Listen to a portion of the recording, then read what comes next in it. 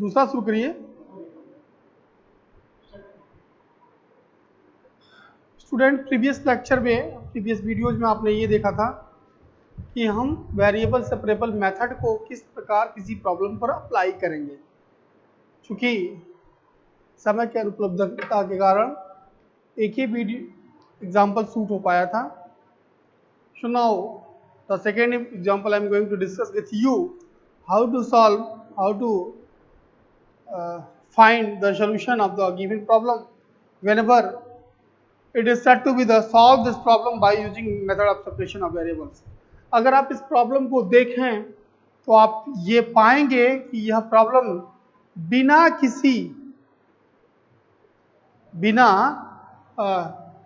इस method of separation of variable के बिना भी सॉल्व किया जा सकता है, जिसके लिए प्रॉब्लम आपको बताया जा चुका है कासी मेथड ऑफ कैरेक्टरिस्टिक। ये प्रॉब्लम वहां से भी सॉल्व किया जा सकता है, लेकिन चूंकि यहाँ इस कंटेंट में हम पढ़ा रहे हैं इसलिए हम इसको method of separation of variable का यूज करके करेंगे। हम सॉल्व कैसे करेंगे, दो तीन प्रॉब्लम इस पे बेस्ड आज हम बताएंगे, जो कि हमें लग रहा है काफ़ी आपके लिए हेल्पफुल होगा सॉल्व करने में। So now solution is like this.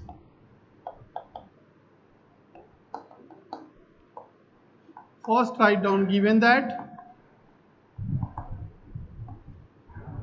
del u by del x plus u equal to del u by del t। This is first equation। इसे हमें सॉल्व करना है। प्रीवियस वीडियो में जो आपने ये देखा था, first find which one is dependent and which one is independent. So from this given equation, you can say that here u is the dependent and x and t both are the independent. So its solution can be expressed in term of u can be expressed in term of x and t. Okay students, so now let the solution be expressed like this: xx into tt, product of two independent। Dependent can be described in term of two independent। हम इसे ऐसे भी लिख सकते हैं u x t is equal to this। यहाँ लिख सकते हैं here capital is x is a function of small x and capital T be the function of small t only। We can write इस तरह से लिख सकते हैं। So now ऐसा बताया जा चुका है, दिस इज इक्वेशन 2। ऐसा प्रीवियस वीडियो में बताया जा चुका है। With the help of equation 2 find the all the derivative which are used in equation 1। means with the help of this find del u by del x, with the help of this find del u by del t, and u is also given। So now from 2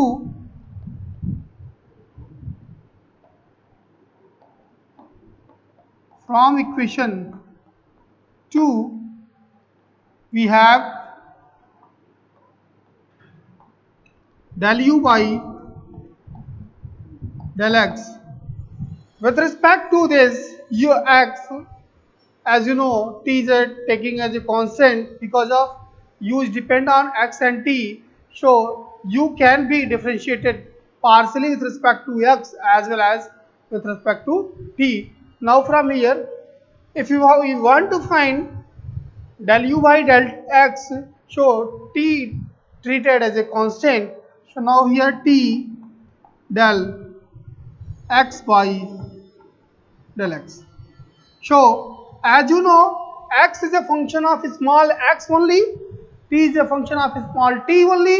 So now the partial differentiation can be changed from partial to ordinary because of partial differentiation हम उस case में करते हैं जब dependent किसी दो या दो से अधिक इंडिपेंडेंट पे डिपेंड हो। यहाँ डिपेंडेंट x सिर्फ और सिर्फ x स्मॉल x पे डिपेंड है, capital x। So we can change this by using this operator. Okay, students. So now, and similarly, we can find del u by, we can write here del u by del x del t. We can write del u by del t is equal to, again this is x del t by del t.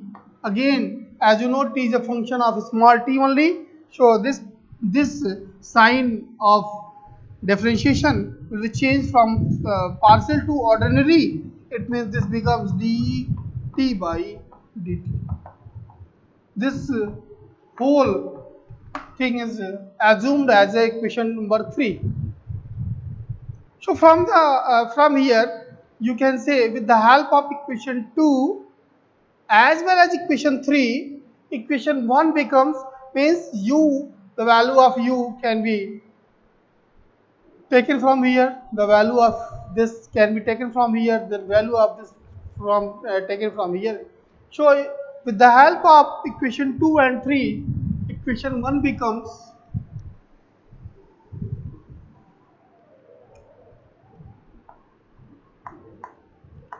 with the help of equation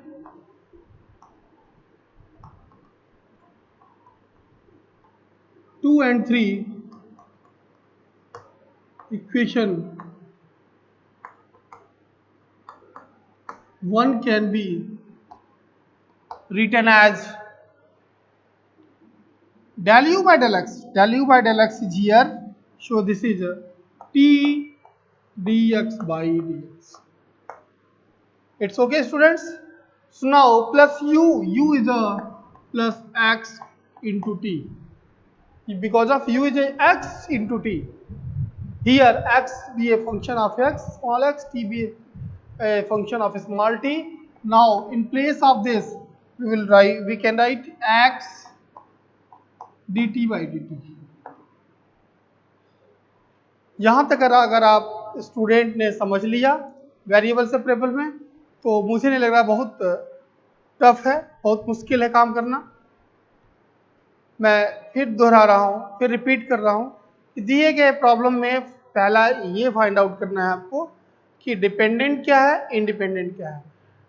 अब अगर dependent और independent का relation आपको पता चल गया है, find out कर लिया आपने, सो हम सोल्यूशन को हमेशा आप जानते हैं डिपेंडेंट को इंडिपेंडेंट के फॉर्म में मानते हैं, चूज करते हैं।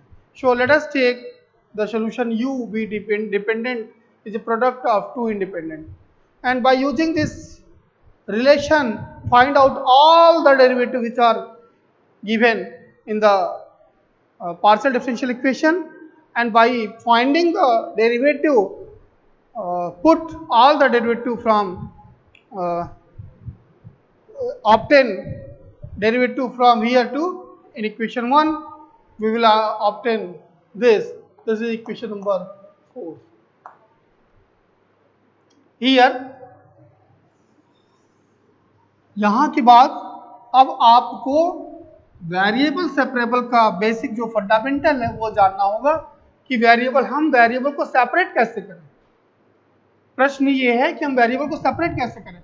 अब आपको ऐसा दिख रहा है कि इन दोनों टर्म में t कॉमन है, so t can take a common, so this is a dx by dx plus x which is x dt by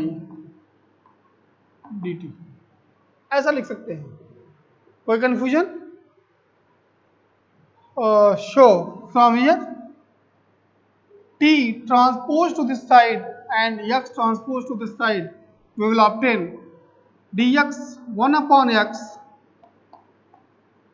dx by dx plus x which is 1 by t dt by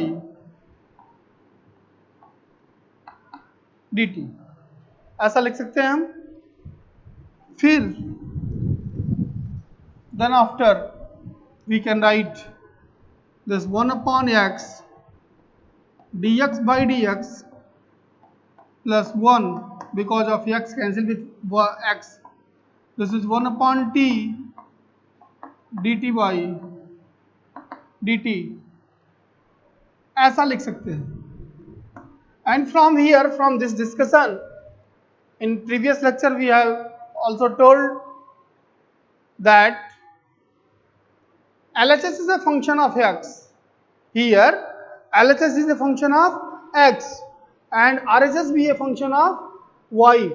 Since LHS is a function of x, RHS is a function of y is t, so both are different variable.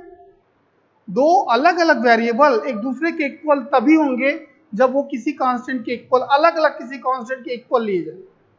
मतलब अगर ये 5 के equal हो और right hand side भी 5 के equal हो तो हम ये लिख सकते हैं कि ये इसके इक्वल है. So now right an statement from above. LHS is a function of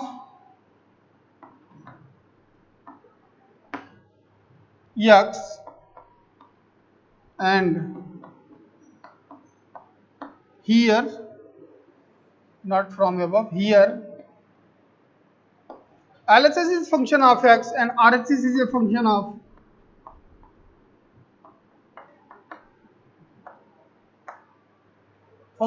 t. It is possible, यह तभी संभव है only whenever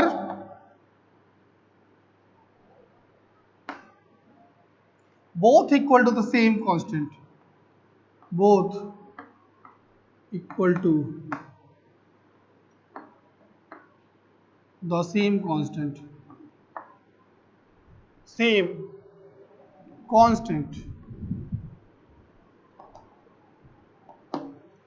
जबकि दोनों किसी न किसी कांस्टेंट के इक्वल हो. Let us take a constant b k. So from here the equation becomes like this: dx by dx plus 1 is equal to 1 upon t dt by dt is equal to k. ऐसा लिख सकते हैं.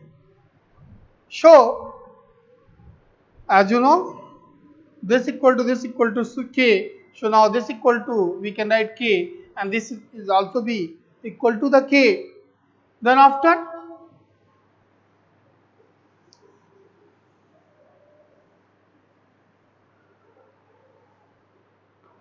from here,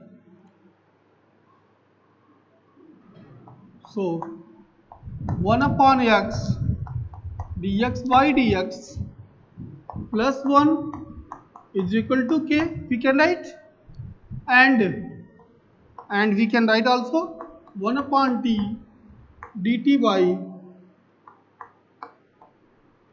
dt, which is equal to also b. So this can be solved by using variables. We can write here dx by dx is equal to k minus 1, we can write, and here 1 upon t dt equal to, we can write k dt. ऐसा लिख सकते हैं 1 upon t dt is equal to k dt लिख सकते हैं. So now from here, यहां से लिख सकते हैं 1 upon x dx is equal to k minus 1 dx. So by this way, यहां से हम क्या लिख सकते हैं? So now on integration, here variable are separated. Capital x side में, स्मॉल x या कांस्टेंट स्मॉल x साइड में, यहाँ ठीक वैसे कैपिटल T साइड में, और बाकी रिमेनिंग दूसरे साइड में कांस्टेंट के साथ हो गया. So which on integration we have क्या मिलेगा? As you know integration of 1 by x d x is equal to log x plus c. So after integration we will obtain this be log x capital X is equal to k minus 1 x. It's okay students. And from here log t is kt. So this implies that from here x is a e to the power k minus 1 x and t equal to e to the power kt from here. So from here we will obtain, यहाँ हमने निकाला क्या?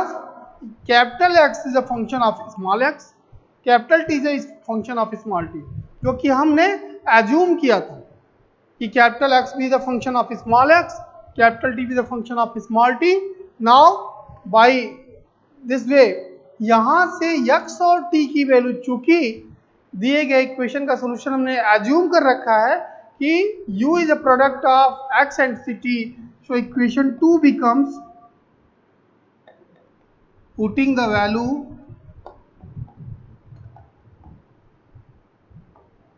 of capital X and capital T in equation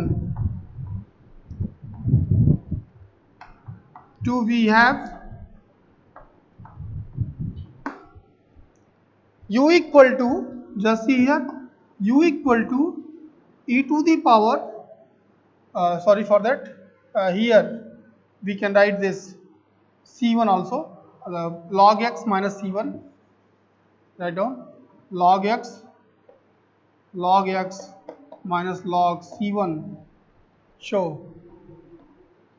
this can be c1 and here log t minus log t minus log c2 is equal to k dt.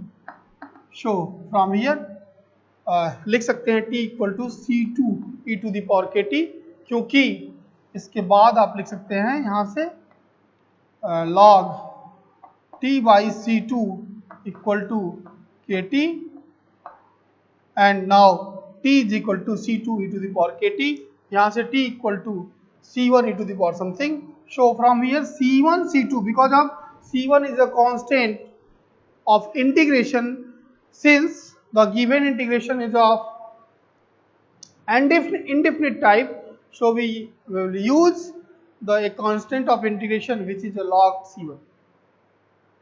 Now here from here u equal to, after putting this result you will obtain c1 c2 e to the power k minus 1 x into e to the power kt, ऐसा लिख सकते हैं. So from here c1 c2 e to the power, यहाँ से आप देखिए क्या लिख सकते हैं, यहाँ से सिंप्लीफाई किया जाए तो kx, यहाँ से लिख सकते हैं kx e to the power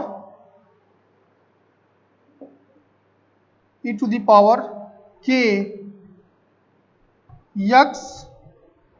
kx या kx minus x plus kt, ऐसा लिख सकते हैं.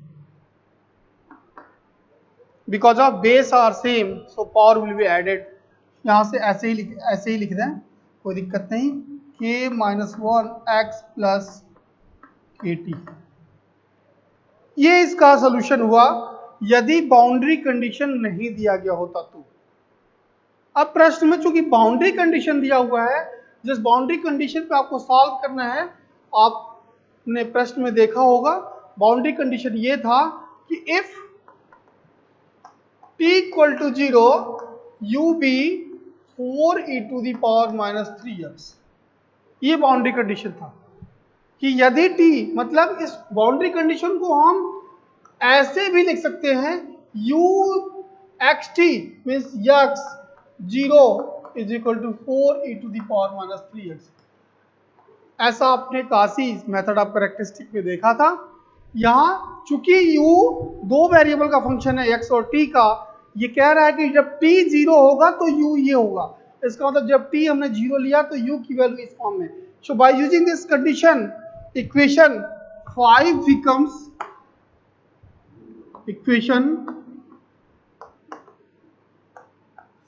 becomes just see students here, by putting t equal to 0 this becomes 0, and by putting whenever t is equal to 0, so now this becomes u becomes 4e to the power minus 3x, which is equal to c1 c2, and this becomes e to the power k minus 1 x, because of by putting t equal to 0 this becomes 0. So then after हमने पहले भी बता रखा है कि जब कभी भी इनिशियल कंडीशन गिवन होगा तो इसका सिर्फ और सिर्फ एक मतलब है, कांस्टेंट को एलिमिनेट करना। यहाँ जो कांस्टेंट हमने एक k लिया था और दूसरा c1 c2 लिया है, इसको हटाना एक उद्देश्य है हमारा। जब कभी भी इस तरह का बाउंड्री कंडीशन दिया गया होगा तो काची मेथड ऑफ कैरेक्टरिस्टिक भी बताया था और यहाँ भी फिर बता रहा हूँ मैं, उसका मतलब इसको हम इनिशियल वैल्यू प्रॉब्लम बोलते हैं, जिसका सीधा मतलब होता है कि कांस्टेंट ऑफ इंटीग्रेशन को रिमूव करना होता है। हम यही कर भी रहे हैं, हम यही करने जा रहे हैं। यहां से आप देखेंगे comparing both side, now compare both side, we obtain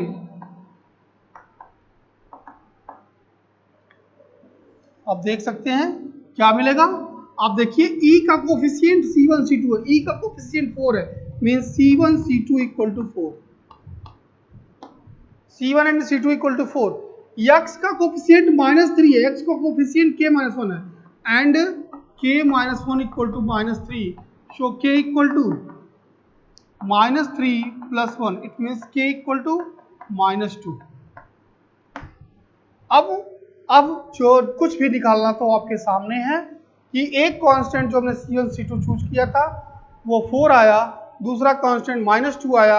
अब इन कांस्टेंट को हम इक्वेशन 5 पे पुनः रखेंगे तो इक्वेशन 5 क्या होगा, then equation 5 becomes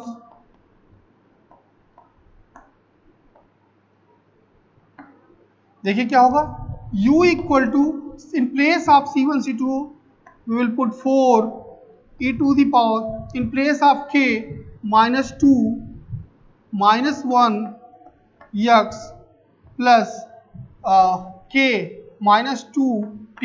So now this implies that u equal to 4 e to the power -3x -2t. This is the complete solution. This is the complete solution which is obtained by using the initial condition u equal to 4 e to the power minus 3x minus 2t. This is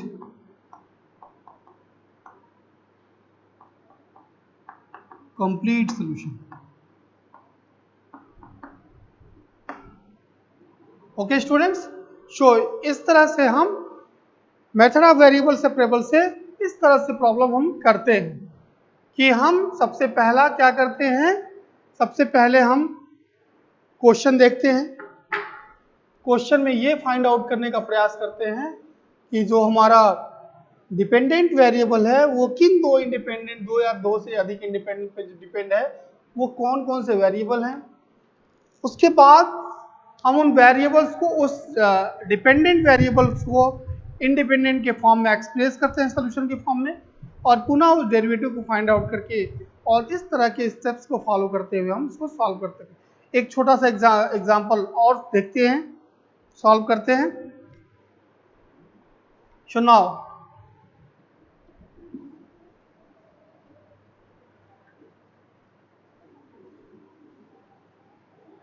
let us take another example b like this. Here example 3b,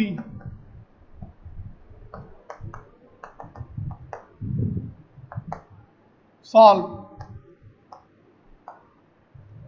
for del u by del x plus del u by del y is equal to u is equal to u. Write down 3u, or you can write 2u, or you can also write u also. When the condition is given here, u equal to e to the power minus 5y whenever t equal to 0. Sorry, x and y here, show x is equal to 0. पहला question तो example तो ये है, इसको मुझे नहीं लग रहा है कि सॉल्व करने की जरूरत है, वैसे जो कुछ भी एग्जाम्पल पढ़ाया गया उसी तरह का है, आप इसे सॉल्व कर सकते हैं। एक प्रॉब्लम और हम देते हैं आपको घर से सॉल्व करने के लिए, आप इसको कृपया सॉल्व करें। Solve 3 del u by del x plus 2 del u by del y which is equal to 0. When x is equal to 0, so now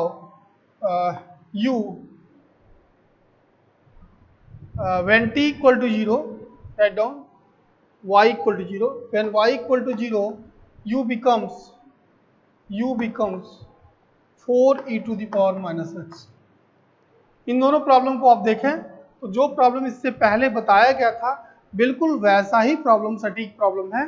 आप यहाँ मैं थोड़ा आउटलाइन देता हूँ, यहाँ आप क्या करेंगे, यहाँ आप देखेंगे फिर वही u यहाँ क्या है, डिपेंडेंट है, x और y इंडिपेंडेंट है। इसका सोल्यूशन u को हम x y के फॉर्म में एक्सप्रेस करेंगे, वहाँ से इन डेरिवेटिव्स को फाइंड आउट करेंगे, जिससे u del u by del x del u by del y del u by del x del u by del y की वैल्यू को लेकर यहाँ पुट करेंगे, फिर वेरिएबल को सेपरेट करेंगे, जहाँ एक साइड में x का फंक्शन होगा LHS, दूसरा जो RHS साइड होगा वो फंक्शन y का होगा। जब x left hand side x का फंक्शन होगा, राइट हैंड साइड y का फंक्शन होगा, और ये तभी संभव है जब दोनों फंक्शन किसी न किसी अलग अलग किसी कांस्टेंट को इक्वेट करते हो। इसको मानते हुए, इसको चूज करते हुए आप किसी कांस्टेंट k के इक्वल ले लेंगे और फिर अलग अलग एक डिफरेंशियल इक्वेशन को लेके बाय प्रीवियस मेथड, जो वेल नोन मेथड होगा, उसको सॉल्व करेंगे, जहां से कैपिटल X और कैपिटल Y की वैल्यू फाइंड आउट होगी, जो कि x और स्मॉल y के फॉर्म में होगी, और पुनः उस कैपिटल X कैपिटल Y को u जो कुछ भी आपने सॉल्यूशन चूज कर रखा है यहाँ लाके पुट करेंगे, और पुट करने के बाद जो इनिशियल कंडीशन आपको दिया गया है इसे हम इस फॉर्म में भी लिख सकते हैं, u 0y is equal to e to the power minus 5y, e to the power minus 5y, ऐसे भी लिख सकते हैं। हम इसको ऐसे भी लिख सकते हैं, दूसरे वाले कंडीशन पे अगर जिक्र करें हम इसको ऐसे लिख सकते हैं, u x 0 is equal to 4e to the power minus x।